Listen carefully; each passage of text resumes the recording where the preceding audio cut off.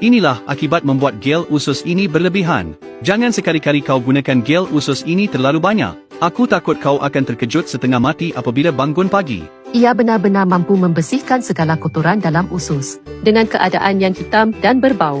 Tidak pernah seselesa ini selama 4 atau 5 tahun. Dan hasilnya benar-benar di luar jangkaan. Setiap kali buang air besar hanya sedikit. Menandakan usus anda sudah tersumbat teruk. Jangan ambil ringan, jangan tunggu lagi. Sebaik pulihkan sistem pencernaan. Umur 80 pun nampak muda. Mereka yang punya masalah pencernaan lebih 5 tahun. Saya nak ajar satu cara, iaitu gel pencernaan ini. Melancarkan usus, menyelesaikan sembelit kronik. Sembelit, sapukan, najis keras, sapukan, susah nak buang, sapukan, najis tersimpan lama, sapukan, mulut kering, selera makan hilang, sapukan, muka kuning, tidur tak lena, sapukan sahaja. Gel ini ada bahan polimer khas untuk sembelit, dikhas untuk mereka yang ada masalah. Untuk kebajikan rakyat, kami buang pengedar perantara. Tiada markup harga, terus pos ke rumah anda. Klik pautan bawah untuk maklumat. Kalau tak sembuh, tunjuk video ini. Gastrik atau usus teruk macam mana pun. Sudah cuba mana-mana pun tak sembuh. Jangan buang duit lagi. Dengar nasihat saya, cuba gel ini. Harga murah, ramai terus scroll. Keluarga kata jangan jual. Tapi saya nak lebih ramai tahu betapa berkesan. Sapukan setiap hari kat pusat.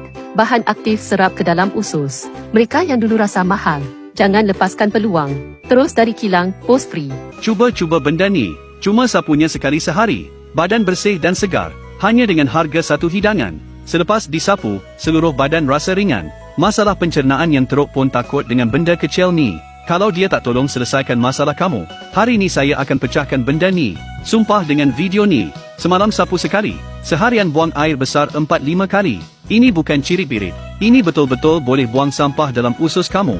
Malah hitam dan busuk. Cara dia mudah je. Benda ni boleh dikatakan terkenal dalam kalangan ramai. Terutama sekali bagi mereka yang perit nak buang air besar. Tak lancar pencernaan. 2-3 hari atau 4-5 hari baru sekali pergi tandas. Atau kena mengepam setengah jam baru boleh keluar. Cuba Lydia. Tolong seimbangkan fungsi pencernaan. Lancarkan buangan. Bagi yang air besar keras dan sedikit. Susah nak teran. Usus tersumbat, najis lama tersimpan. Malah perut buncit dan sakit. Badan kurus tapi perut besar. Kena berhati-hati dengan kelemahan fungsi pencernaan. Metabolisme yang lemah. Ini gel pencernaan yang disyorkan oleh Kementerian Perubatan Tradisional Kebangsaan. Produk khusus untuk seimbangkan masalah pencernaan. Sapu terus je. Susah nak buang air besar. Kawan-kawan yang dulu kata mahal, kali ni jangan lepaskan peluang. Sekarang terus dari kilang. Free post sampai rumah. Cepat klik pautan tengok sekarang.